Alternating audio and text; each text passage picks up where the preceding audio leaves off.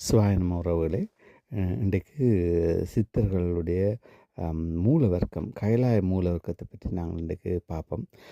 நீங்கள் சித்தர்களை அறிகிறதுக்கு அவைகள்கிட்ட குரு அவற்றை சீடர்களாக தெரிஞ்சிருந்தால் மிகவும் உதவியாக இருக்கும். ஏன்னா அந்த பாடல்களை நீங்கள் படிக்கும்போது அந்த கருத்துக்கள் ஒத்துப்போகும். அந்த பரம்பரை அவைகள் சொல்கிற இதுகள் எல்லாமே உங்களுக்கு இலகுவாக இருக்கும். அந்த கைலாய முறைப்படி நீங்கள் படிச்சிங்களோண்டா. அப்போ அதில் முதலாவது வந்து சித்தர்களுக்கு சிவருமான் தான் முதன்மை குரு, ஈசன் தான் முதன்மையான குரு. அவருக்கு சீடன் வந்து நந்தியப்பெருமான். நந்தியம்பெருமானுக்கு 8 பேர் மாணவர்கள். அதில் யாரெண்டா நந்தி என்ற பெயர் கொண்டவர்களே 4 பேர் இருக்கணும். அவர் சனகர், சனந்தனர், சனாதனர், சனத்குமாரர். அத்தோட சிவயோகமுனி, பதஞ்சலி, வியாக்கிரமர், திருமூலர். இந்த 8 பேருமே மூலவர்க்கத்தினர். இதில் நந்தி என்ற 4 பேருக்கும் 8 மாணவர்கள் இருக்கணும். திருமூலருக்கு ஆர் மாணவர்ண்டா மாலங்கன், கஞ்சமல சித்தர், பிரம்மன், இந்திரன், சோமன், காலங்கி, ருத்ரன். இவை எல்லாருமே திருமூலர்கிட்ட மாணவர்கள். காலங்கிநாதருக்கு 63 மாணவர்கள் இருக்கணும். இதில் முதன்மையானவர் போகர். கஞ்சமல சித்தருக்கு 5 பேர் மாணவர்கள். மாலங்க மூர்த்திக்கு மாணவர்கள் 9 பேர்.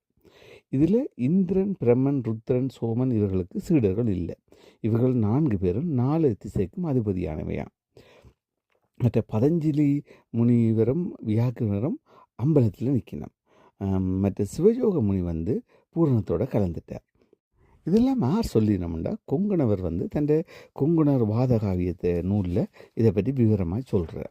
இந்த கொங்கணவரை நீங்கள் பார்க்குறதுக்கு முன்னே அவற்றை பரம்பரையை பார்த்தீங்கன்னா ஏற்கனவே சொன்ன மாதிரி தான் சிவபெருமான் முதல் அடுத்த நந்தி அவற்ற மாணவர், நந்திக்கு திருமூலர், திருமூலருக்கு வந்து காலங்கிநாதரும் போகரும் மாணவராக இருந்தவர். மற்றது அதில் காலங்கிநாதருக்கு போகர் மாணவர். இப்போ இந்த போகருக்கு கொங்கணவரும் கருவூராரும் மாணவர்.